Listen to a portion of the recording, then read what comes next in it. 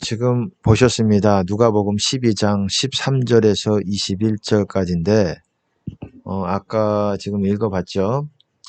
3과 15절 보시면은, 3과 모든 탐심을 물리치라. 사람의 생명이 그 소유에 넉넉한 데 있지 아니하니라 하시고, 이게 뭐에 대한 말씀이냐면, 어리석은 부자에 대한 얘기입니다. 보통 그렇게 비유적으로 얘기를 해요. 어리석은 부자. 어리석은 부자가 자기를 위해서 곡간을 더 넓게 지어요. 더 많은 곡식과 물건과 이런 것들을 쌓아두기 위해서. 근데 이거의 결론은 뭡니까? 21절에 맨 마지막에 보통 어떤 비유에 대해서 결론을 예수님이 말씀을 하세요. 자기를 위하여 재물을 쌓아두고 하나님께 대하여 부요치 못한 자가 이와 같으니라. 처음에 15절에 아까 그랬죠. 삼가 모든 탐심을 물리치라. 탐심이 뭐냐? 탐심. 우리 거기서 보면 탐심이 우상숭배라고 나옵니다. 우상숭배. 탐심은 우상숭배다.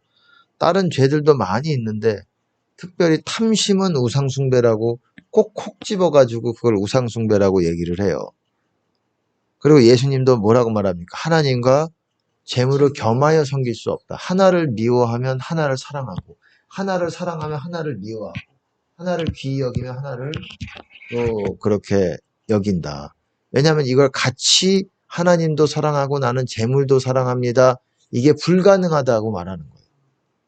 집 하인이 두 주인을 섬길 수 없다라는 거예요. 마치 재물은 그냥 일반 죄와 그런 수준이 아니라 또 다른 하나님급으로 예수님께서는 말씀하신다라는 거예요. 재물이 뭐 생명이 있는 게 아니잖아요. 재물이 뭐 아무것도 말도 못하고 돈이라는 게 뭐 아무것도 아닌데 또 사람들은 그걸 하나님과 같이 여긴다라는 거예요. 너무너무 사랑한다는 거예요. 왜 그럴까요? 돈만 있으면은 불가능한 게 뭐 거의 이 땅에 사는데 부족한 게 없어요. 하나님이 필요가 없어요. 돈만 축적을 하면은 다 되는 것 같아요. 여기서 뭐라고 말합니까? 13절에 무리 중에 처음에 이 말씀이 이 비유가 왜 나왔냐면 무리 중에 한 사람이 선생님 내 형을 명하여 유업을 나와 나누게 하소서.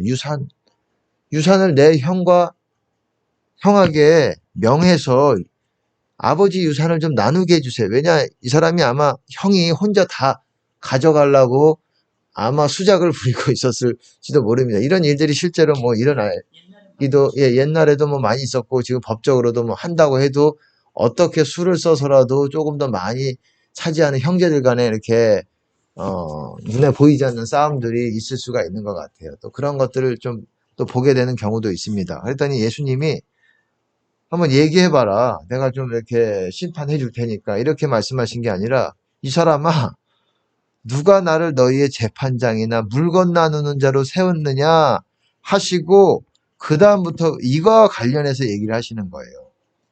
어떤 사람이 재물에 대해서 쉽게 말해서 재물에 대해서 물어본 거예요. 나는 저 아버지 유산 내 몫으로 갖고 싶은데 이 형이 독차지하려고 더 많이 가져가려고 하니까 예수님 좀 형한테 명해가지고 좀 이렇게 똑같이 나누게 좀 해주세요. 합당하게. 그랬더니 이 사람아 이렇게 뜬금없는 소리하고 있느냐. 그 다음에 뭐라고 말씀하셨냐. 삼가 모든 탐심을 물리치라. 탐심이라는 게 그거예요. 여기서 계속 읽어보면 사람의 생명이 그 소유에 넉넉한 데 있지 아니하니라. 탐심이 뭐냐? 뭔가 어떤 재물이나 물질이나 유산이나 물질도 돈이나 이런 것들을 더 많이 내가 쌓아두고자 갖고자 소유욕이에 쉽게 말해서 물질이든 돈이든 이게 또 지나치면 눈에 보이지 않는 명예든 뭐 이거를 명예까지 탐심이라고 얘기는 안 하지만 보통 소유욕이에요. 소유욕. 내가 내 거로 취해가지고 내가 더 많이 갖고자 하는 마음. 이게 우상숭배라고 말하는 거예요. 당시에는 뭐 돈이 화폐적으로 뭐 이런 것들이 아주 잘 발달되어 있지 않았을 겁니다. 물론 가이사의 그림이 있는 어떤 화폐들이 있었고 반세겔 어떤 당시에 쓰이는 화폐들이 있었겠지만 당시에는 또한 물물 교환 같은 것들이 물질로 곡식과 곡식이 이렇게 서로 필요한 것들을 이렇게 바꾸기도 하고 곡식과 뭐 생선과 뭐 이런 것들을 이게 혼용되었을 것이에요. 그렇기 때문에 뭐 당시에 돈도 있었겠지만 당시에 그래서 곡간을 많이 크게 해가지고 내가 뭐 쌀이든 뭐가 있겠습니까? 밀이든 그런 것들을 많이 축적해 놓는 게 부자예요. 쉽게 말해 당시에. 근데 모든 탐심을 물리치라 사람의 생명이 그 소유의 넉넉한 데 있지 아니하니라. 이 생명은 물론 우리의 목숨, 이 육적인 목숨을 말하기도 하지만 영적인 생명도 마찬가지예요. 오히려 반대예요. 영적인 생명은 소유의 넉넉한 데 있지 않다라는 거예요. 실제로. 이게 보세요. 그럼 탐심이 무엇이냐? 탐심이 이거예요. 21절에 정확하게 해석해주고 있어요. 이 어리석은 부자가 계속 이 곡간을 더 크게 해서 물질들을 더 쌓아두려고 합니다. 그래서 예수님이 데려가시겠다라는 거예요. 그리고 하시는 말씀이 자기를 위하여 재물을 쌓아두고, 이게 탐심이에요. 무슨 말씀인지 아시겠습니까? 자기를 위해서 재물을 쌓아두고 이게 탐심이에요. 하나님께 대하여 부요치 못한 자, 하나님께 대하여라는 건 하나님을 향해서 이게 뭐냐? 하늘에 보화를 쌓아두는 것이 아니라 우리가 이 땅에 보화를 쌓아두려고 하는 거예요. 한마디로. 보화든 물질이든 곡식이든 뭐 보석이든 뭐 여러 가지가 있겠죠. 우리가 어떻습니까? 하나님께 부여한다는 건 무슨 말이겠어요? 우리가 너 그러잖아요. 부자 청년에게도 마태복음 19장에 보면 부자 청년에게도 뭐라고 말합니까?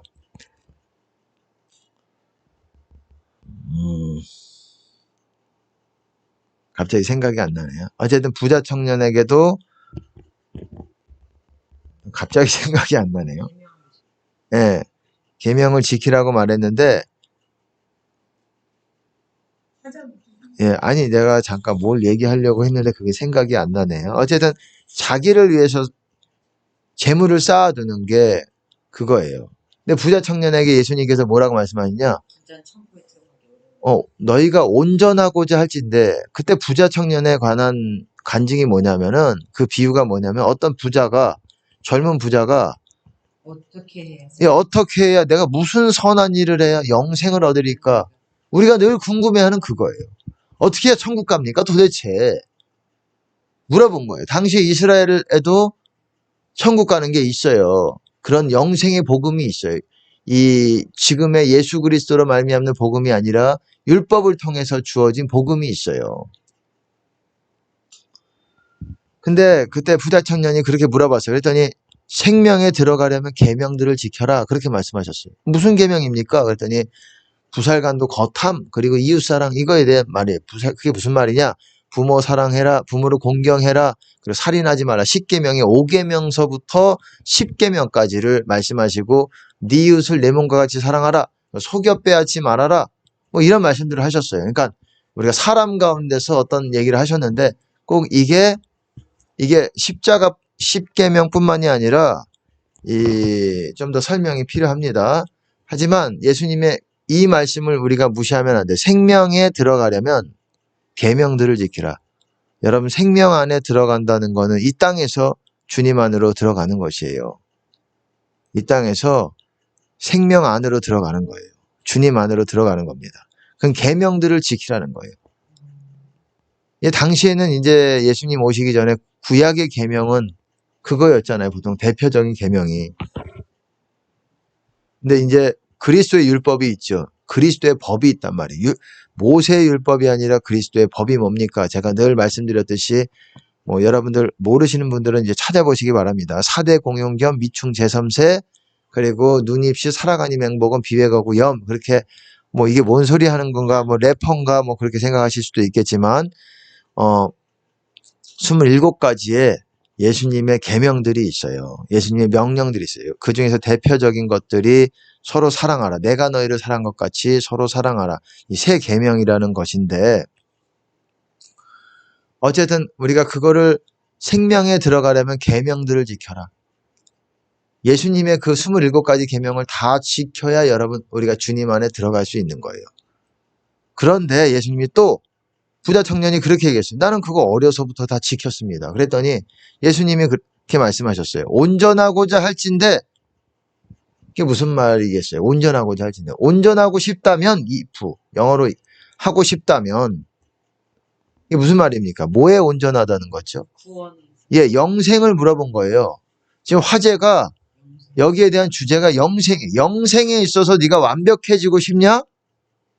완벽해지고 싶다면 완벽하지 못하다는 거예요. 그걸로. 완벽해지고 싶으면 그 다음에 뭐라고 말씀하셨냐면 네 소유를 팔아. 모든 소유라고 말했어요. 뭐 마태복음은 없지만 누가복음인가 거기에는 모든 소유라고 말했습니다. 모든 소유를 팔아서 가난한 자에게 주라. 그러면 하늘에 보화가 있을 것이요. 그리고 와서 나를 따르라. 이렇게 말하고 있어요. 너희가 주님 안에서 완벽해지고자 한다면 여러분 나를 따르라. 이게 우리가 주님을 이 땅에서 따르는 게 여러분 주님 안에 있는 거예요. 주님 안에 있다는 거에 다른 말이 주님을 따르고 있다는 거예요. 우리는 계속 주님을 따라갈 때 주님 안에 계속 있는 거예요. 근데 따라가면 되지 않느냐? 근데 전제 조건을 하나님께서 주셨어요. 예수님이. 뭐냐? 네 소유를 다 팔아야 된다. 다. 올띵이에요. 올띵. 모든 것. 이게 참 제가 앞으로 이제 이런 설교를 자주 할 것입니다. 모든 소유를 다 팔아. 제가 한번 마태복음 19장을 제가 한번 펴서 같이 보겠습니다.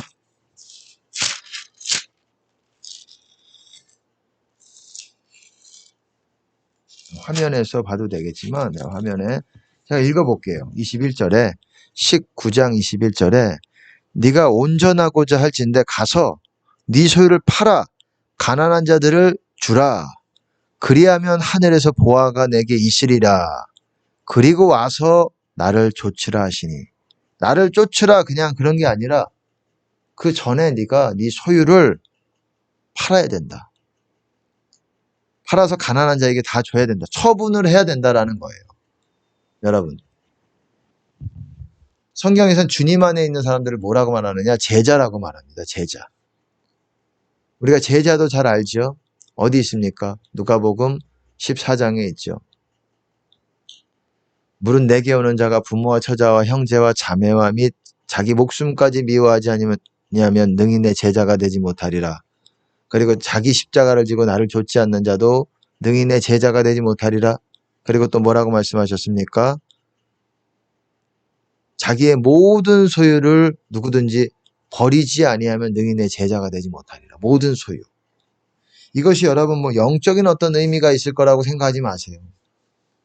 물론 우리가 다 그러면 거지가 돼야 되는가 그거를 말하는 건 아니겠지만은 어떤 소유권에 대해서 우리가 하나님 앞에 분명하게 내려놔야 된다라는 것을 여러분들에게 말하고 싶은 겁니다. 성경에서는 그렇게 말하는 거예요. 너희 소유가 너희 물질이 네가 소유하고 있는 게 그것들을 내려놔야 된다라는 겁니다. 청지기 같은 마음으로. 보세요. 23절에 보면 예수께서 제자들의 그랬더니 뭐라고 말합니까? 그 청년이 재물이 많음으로 근심하여 이 말씀을 듣고 근심하여 갔다라고 말하고 있어요. 근심이 되죠. 나도 천국 들어가고 싶어가지고 예수님한테 물어봤어요. 어떻게 해야? 나 계명들 다 지킵니다. 그랬더니 네 소유를 다 팔아야 된다.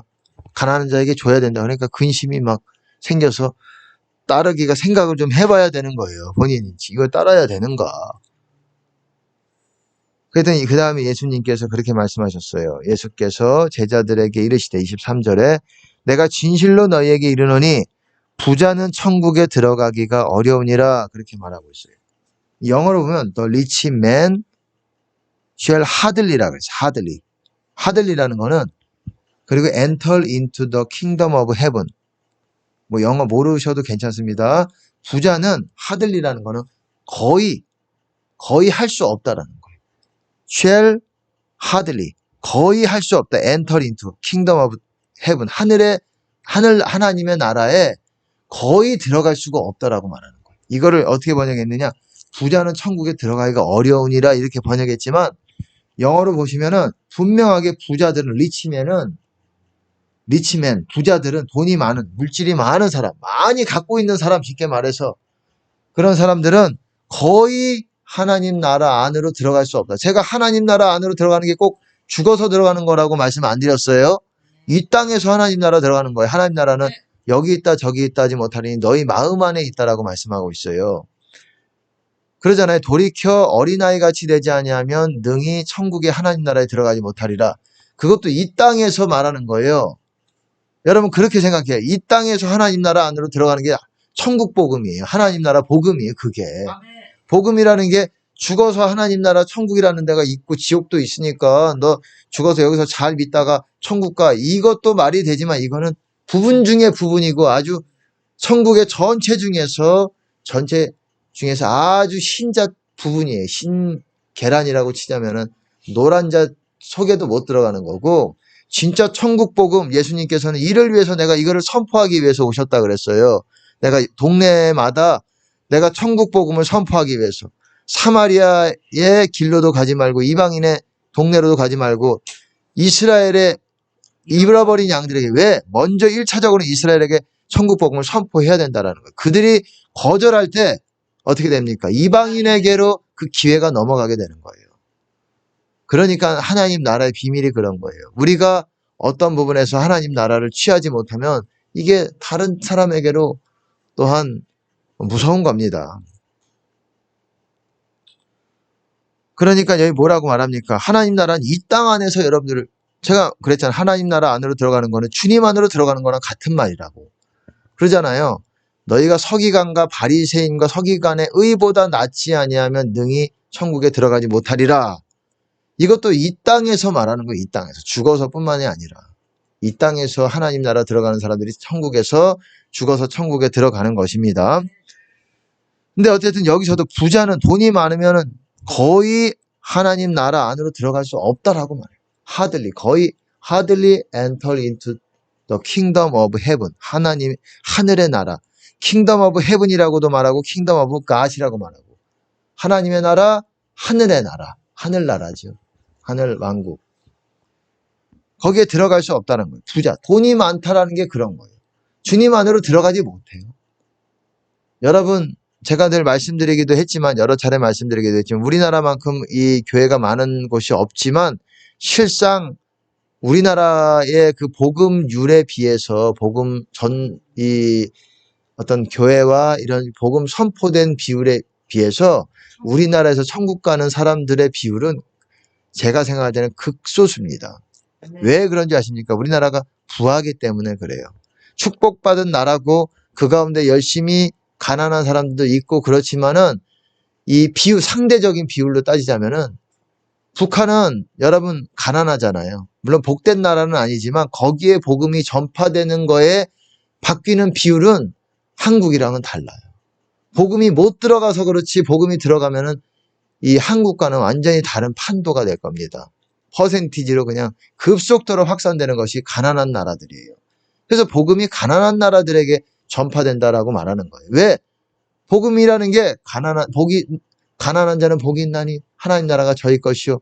배고픈 자는 줄인 자는 복이 있나니 뭐라고 말합니까? 배부름을 얻을 것이며 채워질 것이요.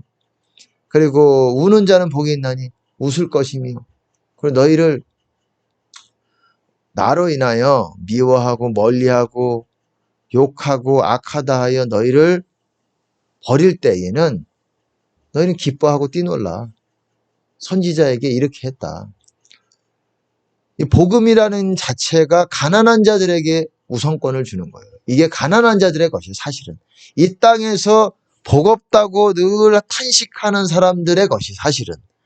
그러니까 우리나라는 물론 상대적으로 돈이 있어도 학대받는 사람, 고통 속에 있는 사람들이 많아요. 또 그런 사람들은 복음이 우리가 물질적인 부가 있지만 복음이 쑥쑥 들어갑니다. 그런 사람들에게는. 근데 돈이 있고 편안한 사람들에게는 특별히 문제가 없는 사람들에게는 복음이 들어가질 않아요. 왜? 주님 안에 그들은 들어가기가 어려워요. 이 땅에서는 그들이 복 있는 사람들이다. 나는 이렇게 우리 아버지가 재벌이야. 난 복 받고 태어난 상위 0.1%야. 뭐 이렇게 말하고 나같이 뭐 이런 사람이 있겠는가 이렇게 할지 모르겠지만은 그게 저주라는 거예요. 이 땅에서 가난한 것이 천국 들어가기가 훨씬 수월한 겁니다. 주님 안에 못 들어간다는 거예요. 부자들은. 어떻게 해야 되느냐? 완전하고자 할진데 퍼펙트 하고자 할지 때 영어로 보면 퍼펙트입니다. 완벽하고 싶다면 네가 모든 소유를 팔아 가난한 자에게 줘야 된다. 완벽한다라는 거는 주님 안에서 완벽한다는 거. 그럼 말을 바꿔 말하면은 내가 소유가 있고 좀 돈이 좀 있고 이런 거를 누리면서 주님 안에 계속 유지가 안 된다라는 거예요. 부족하다라는 거예요. 다른 부분에서는 뭐라고 말하느냐? 마가복음에도 부자 청년이 있고 누가복음에도 부자 청년이 있습니다. 마가복음 10장에 있어요. 그리고 누가복음은 18장에 있습니다. 근데 거기서는 뭐라고 말하냐? 한 가지 부족한 것이 있다. 원띵 한 가지가 부족한 것이 있다. 그거는 똑같이 말합니다. 그렇게. 그러니까 부족한 거예요. 영생의 천국 들어가는데 계명들을 지키지만 부족한 게 뭐냐? 네 재물이 너에게 장애가 될 수 있다라는 거예요. 성경에서는 이렇게 우리에게 내려놔야 될 것에 대해서 말하고 있어요. 부자는 거의 주님 안으로 들어가기가 계속 유지하기가 어렵다라는 거예요. 뭔가 좀 하나님을 기쁘시게 해서 은혜를 경험할 수는 있어도 계속 그 상태로 주님 안에서 유지하는 그런 제자와 같은 사람들. 제자가 주님 안에 있는 사람들이에요. 능히 내 제자가 되지 못하리라. 능히 내 제자가 되지 못하리라. 너희가 내 말에 거하며 참 내 제자가 되고 진리를 알지니 진리가 너희를 자유케 하리라. 내 말에 거하는 사람. 근데 재물도 다 버려야 된다는 거예요. 제자들이 어땠습니까? 베드로, 안드레, 야고보, 요한 다 자기 것들을 버려두고 모든 것을 우리는 버렸습니다. 그러잖아요. 우리는 모든 것을 버리고 주를 쫓았사오니 그런지 우리가 무엇을 얻으리까? 베드로가 물어봤어요. 그랬더니 예수께서 내가 진실로 너희에게 이르노니 세상이 새롭게 되어 세상이 새롭게 된다는 건 새하늘과 새 땅이 이루어졌을 때 영생의 때가 됐을 때 인자가 자기 영광의 보좌에 앉을 때에 나를 쫓는 너희도 12보좌에 앉아 이스라엘 12지파를 심판하리라. 그렇게 보좌에 앉아 왕같이 다스린다라는 것들을 말하고 있어요. 또 그 다음에 이렇게 말씀하셨어요. 내 이름을 위하여 집이나 형제나 자매나 부모나 자식이나 전토를 벌인 자마다 그러니까 재산과 형제들과 이런 것들을 벌인 자마다 여러 배를 받고 영생을 상속하리라. 여러 배를 받고 또 마가복음에서는 100배를 받고 핍박을 겸하여 받되 영생을 얻지 못할 자가 없다 그랬습니다. 그러나 먼저 된 자로서 나중되고 나중된 자로서 먼저 될 자가 많으니라. 여러분 어떻습니까?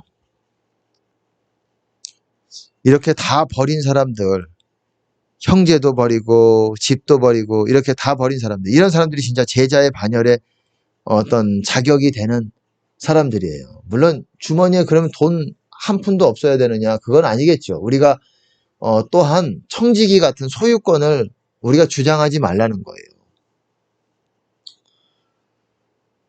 이렇게 완전히 그렇게 돼야 이런 소유권에 대해서 주님께 넘겨드려야 내려놔야 버려야 말 그대로 이제 그것들에 대해서 해야 너희가 온전히 주님 안에서 주님 안에 거하는 상태를 유지할 수가 있다라는 거예요. 물질을 우리가 가득 우리 머릿속에 담고 있고 이런 이상 우리가 주님 안에 계속 유지하기가 쉽지 않다라는 거예요. 그러니까 돈이 어떻습니까? 우리에게 주님 안에 거하지 못하게 하는 올무가 된다라는 거예요. 제가 저번에도 늘 말씀을 여러 차례 좀 드리고 있습니다. 유튜브로 듣는 분들은 아마 처음 들으실 수도 있겠지만 우리가 내려놔야 되는 것들이 한 7가지가 있어요. 뭐냐면은 제가 여기다가 꽂고 다시 한번 설명을 드리겠습니다. 화면을 좀 봐주세요. 뭐냐면은 생명, 그리고 소유, 그리고 인정, 그리고 배가 뭐냐? 뭐 먹는 배를 말하는 것이냐? 그리고 일, 그리고 명예,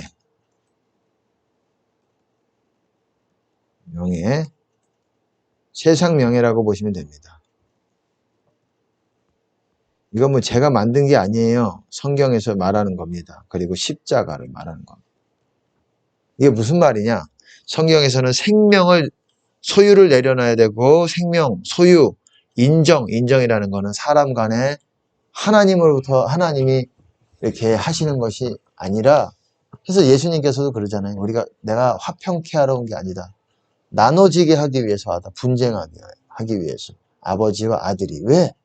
예수님이 싸움을 일으키는 분이십니까? 그게 아니잖아요. 왜? 주님 안에 있는 사람과 주님 밖에 있는 사람이 하나로 화합할 수가 없어요. 싸움이 일어납니다. 검을 주러 왔노라 그러잖아요. 검을 주러. 그리고 배 그러잖아요. 그들의 하나님은 그들의 배요.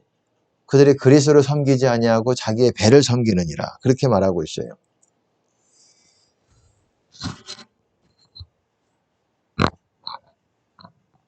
그리스도를 섬기는 것이 아니라 자기 배를 섬긴다. 그리고 제가 여기에 대해서 다시 한번 나중에 좀 얘기를 드렸으면 좋겠습니다. 제가 주님 안에 있다라는 걸 뭐라고 말씀을 드렸죠? 예수님의 모든 계명들을 다 지키는 거라고 말씀을 드렸어요. 이제 여러분 제 유튜브 동영상들을 좀 찾아보시기 바랍니다. 예수님의 계명 27가지. 그 중에서 우리가 내려놔야 되는 것이 생명. 너희 목숨을 구원코자 하면 잃을 것이요. 나와 복음을 위해서 제 목숨을 잃으면 구원하리라. 그리고 어떻게 말합니까? 자기 생명을 미워하는 자는 영생하도록 보존하리라. 그러니까 자기 생명을 사랑하는 자는 잃을 것이요. 이렇게 말씀하셨어요. 아주 반어적인 어떤 역설적인 말씀을 하세요. 그리고 또 어떻습니까?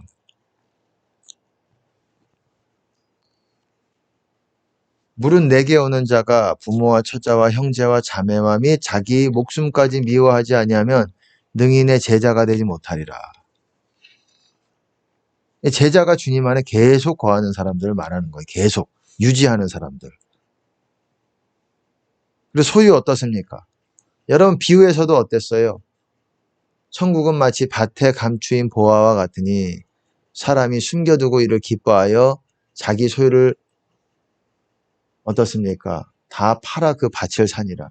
천국은 마치 좋은 진주를 구하는 장사와 같으니, 영어로 보면 장사꾼을 말하는 거예요. 장사꾼. 말하는데 사람이 숨겨두고 기뻐하여 자기 소유를 다 팔아. 저도 이 자기 소유를 다 팔아한 게 어떤 영적인, 어떤 내적인 꼭 그런 거라고 생각을 했어요. 근데 그것이 아니더라. 내 모든 소유들을, 성경이 그걸 말하고 있어요. 자기의 모든 소유를 버리지 않으면 능히 내 제자가 되지 못하리라. 제자가 여러분 주님 안에 계속 유지하는 사람들이에요. 왜 많은 사람들이 은혜를 조금씩 받고 주님 안에 계속 유지한 상태가 안 되느냐? 제자가 아니고 물질에서 이 7가지에서 많이 다 걸리는 거예요, 사실은. 자기 소유를 다 팔아 그 밭을 사니라 그러잖아요.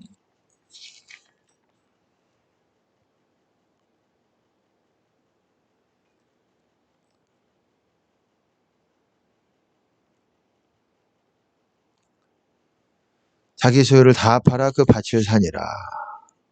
자기 소유를 다 팔아 진주를 사니라. 또 어떻습니까? 부자 청년에게 모든 소유를 팔아 가난한 자에게 주라. 그러면 하늘에 보화가 있을 것이요. 그리고 와서 나를 좇으라. 또 어떻습니까? 누가복음 12장에서는 너희 소유를 팔아 구제하여 낡아지지 않은 주머니를 만들라. 곧 다함이 없는 보물이니 하늘의 보물이라. 돔이나 이 도적이 그것들을 빼앗아 가지 못한다. 이렇게 말하고 있어요.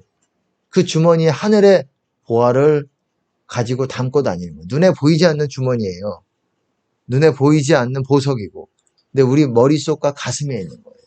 우리 영 안에 있는 겁니다. 주 안에 있는 보물은 나는 포기할 수 없네. 주님 안에서만 발견되는 보물이에요. 그거는. 그 보물이 있다라는 거예요.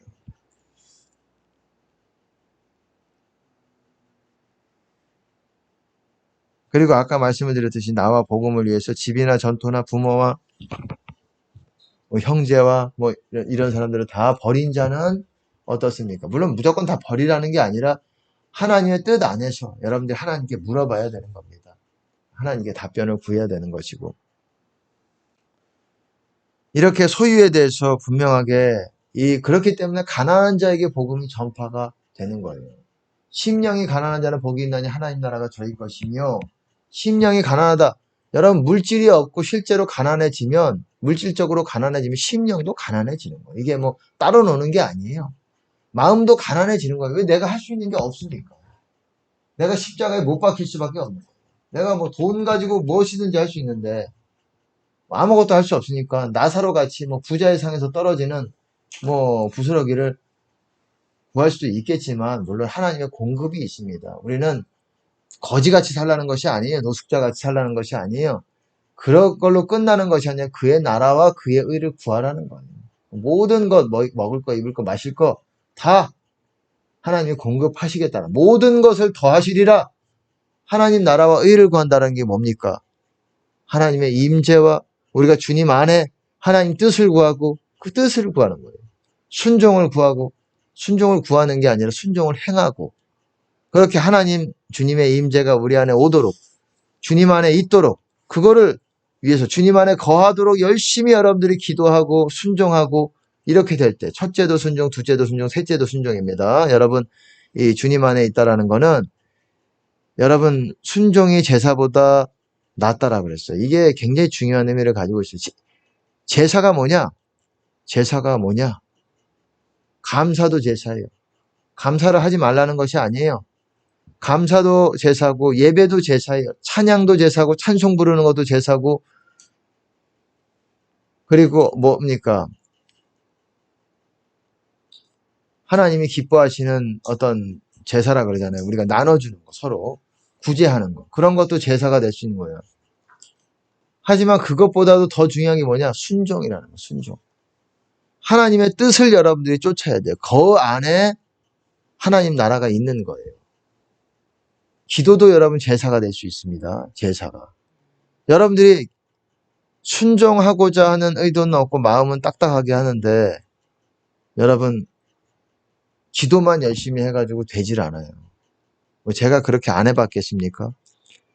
기도가 받아들여지질 않아요. 첫째도 순종, 둘째도 순종이 먼저입니다. 물론 기도하지 말라는 게 아니에요. 둘째라는 게 아니에요. 같이 병행하면서 우리가 둘 다를 쫓아야 된다라는 겁니다. 그리고 인정이라는 게 뭐냐? 아비나 어미를 나보다 더 사랑하는 자도 능히 내게 합당치 않다 그랬어요. 아들이나 딸을 나보다 더 사랑하는 자도. 베드로에게 뭐라 그랬습니까? 네가 이 사람들보다 나를 더 사랑하느냐 그랬어요. 이 사람들보다. 하나님이, 예수님이 너가 이 사람들보다 나를 더 사랑하느냐? 그렇게 물어봤어요. 주여 내가 주님 사랑하는지를 주께서 아십니다. 내 양을 먹이라. 3번 물어보셨죠.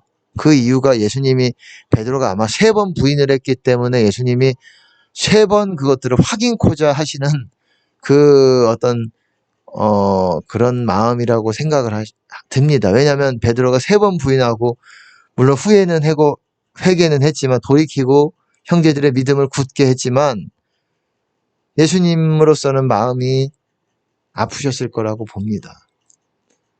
베드로의 그건 알지만 상황이 그럴 수밖에 없을 것 같아요. 어떤 부분에서. 왜냐하면 자기가, 내가 알던 예수님 그렇게 능력 있게 권세 있게 말씀하시고 사람들에게 아주 죽음도 겁나지 않게 선포하시던 성전에서, 그리고 능력을 행하시던, 병든 자들 고치고, 이런, 내가 그리스도는 하나님의 아들이시고 그리스도시고 메시아시고 이렇게 알고 있었는데 왜 이렇게 저렇게 약한 모습 보면서 본인도 이렇게 믿음이 설렁설렁 했을 거예요. 그래서 이 사람 어떤 여종이, 이 사람 저 예수 따라다니는 사람인데, 그랬더니 아니다 하는 그런 사람 아니다. 3번 부인했어요. 심지어 맹세하고 욕하고 이렇게 해가지고, 나는 아니다, 그런 사람 모른다 했더니 예수님과 눈이 마주친 다음부터 닭이 울었어요. 그러나서 제가 그 대목을 보면서 나도 참 눈물이 막 나는 것 같아요. 이게 뭐 베드로만 욕할 문제가 아니에요. 우리가 아담 욕하지만은, 여러분이 아담의 자리에 있으면 선악과 안 따먹을 것 같습니까? 왜 따먹냐? 우리는 지금 그거의 과거의 어떤 그런 것들을 성경을 통해서 그런 교훈들을 배우고, 그것이 얼마나 위험한 것이고 이런 걸로 인해서 얼마나 큰 어떤 결과들이, 악한 결과들과 죄된 결과들이 초래됐는지를 우리가 그 무시무시한 것들을 보기 때문에 그런 교훈과 이런 것들이 있기 때문에 왜 저랬을까? 아담 욕하지만 사실은 아담은 그런 교육이 전혀 없었어요. 그냥 좋은 게 하나님을 아름다움을 직접 맛보고 경험하고 있어서 하나님의 두려운 것들을 별로 모르는 사람일 수가 있어요. 그리고 우리가 알아도 이렇게 죄를 지어요. 우리뿐만이 아니라. 베드로 욕할 문제가 아니에요. 사실은 우리가 다 하나님께 죄인 중에 죄인이라고 그런 고백이 나올 수밖에 없습니다. 어쨌든 배라는 거는 먹는 배가 아니라 우리 배. 성경은 이렇게 가난한 자들, 배고픈 자들에게 복이 있는 거예요. 금식도 이런 맥락에서 여러분들이 보시면 됩니다. 배가 부르고 배를 여러분들이 많이 이렇게 먹는 거를 먹지 말라는 것이 아니에요. 하지만 우리가 복음을 위해서도 먹어야 되고 먹는 것이 좋지만은 지나치게 이런 것들이 이렇게 추구하고 맛집을 너무 지나치게 막 그런 데를 이렇게 추구하는 삶을 산다 그러면은 하나님 나라에 합당치 않습니다. 성경은 그렇게 말하질 않아요. 이런 것들이 이 그리스도의 복음, 기독교, 천국 복음의 정반대적인 거예요. 일은 뭐냐? 어떤 사람이 그렇게 물어봤어요. 내가 내 아버지를 장사하게 해주세요. 그랬더니 뭐라고 말합니까? 죽은 자들로 죽은 자를 장사하게 하고 너는 나를 조치라 라고 말했어요. 그리고 가족과 작별하게 해주세요. 어떤 사람이 그랬더니 손에 쟁기를 들고 뒤를 돌아보는 자는 내게 합당치 않다. 우리가 주님을 추구하기로 결단했으면 주님만 바라봐야 되는 것입니다. 그리고 명예. 너희가 서로 영광을 취하고 하늘로부터 오는 하나님으로부터 오는 영광을 구하지 아니하니 어찌 나를 믿을 수 있느냐. 여러분 이런 것들을 다 내려놔야 그리고 마지막으로 가장 중요한 거 십자가. 십자가는 뭡니까? 십자가라는 건 뭡니까? 십자가라는 거는 자기 십자가. 자기 부인을 말하는 거예요. 자기 부인. 이게 무슨 말이냐? 좀 더 구체적으로 말하면은 자기 육체에서 나오는 성품, 성격을 말하는 거예요. 그거를 부인해야 된다라는 겁니다.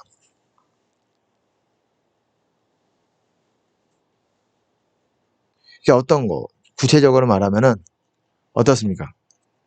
탐심. 이게 육체에서 나오는 거예요. 뭔가 아까 말씀을 드렸듯이 뭔가 재물을 모으고자 하는 것. 이게 육신적인 거예요. 그리고 미워하는 거, 미움, 그리고 혈기, 분노, 혈기, 원망, 불평, 짜증 이런 것들이 다 육체에서 나오는 육적인 속성이에요. 그리고 또 뭐가 있습니까? 게으름. 게으른 것도 여러분 영의 속성이 아니에요. 육의 속성입니다. 영은 항상 우리를 움직이게 만들어요. 뭔가 액션을, 사랑의 동기로 액션을 취하게 만들어요. 기도하는 것도 여러분 꼭 움직인다라는 게 어디 돌아다닌다는 게 아니죠. 그리고 또 음란, 그리고 식탐도 그럴 수 있겠고 교만도 같은 말이에요. 십자가 짊어지지 않고 내가 뭔가를 하고자 하는 게 교만이고 이기심, 속이는 거, 꾀부리는 거 이게 다 여러분 육체에서 나온 거예요. 육체.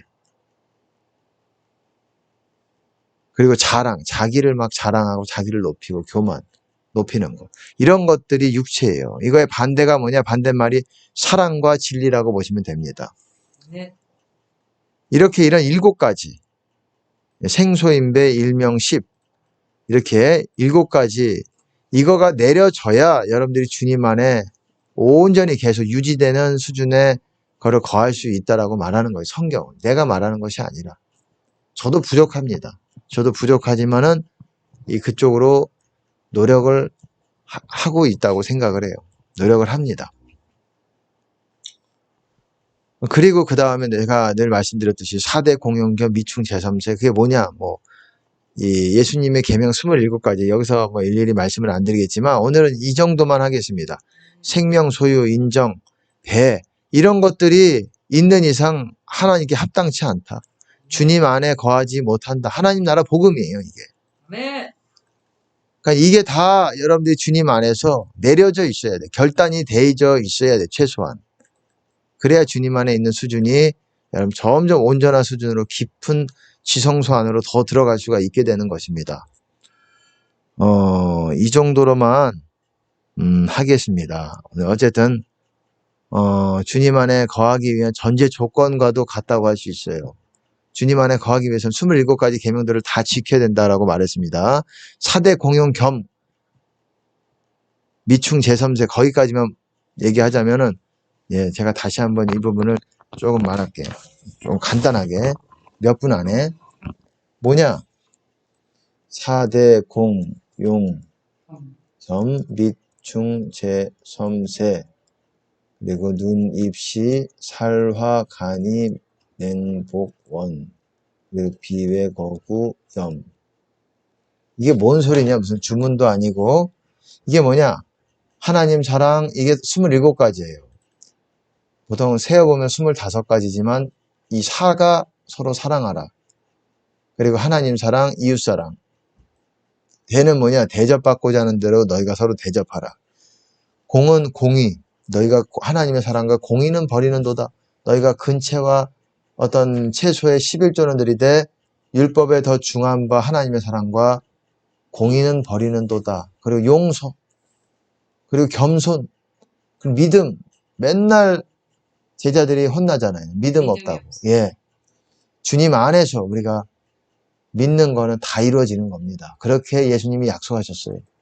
주님 안에서 주님 뜻대로 우리가 구할 때 산도 옮길 수 있다라고 말하는 거예요. 네가 믿을 수 있다면. 믿음, 충성.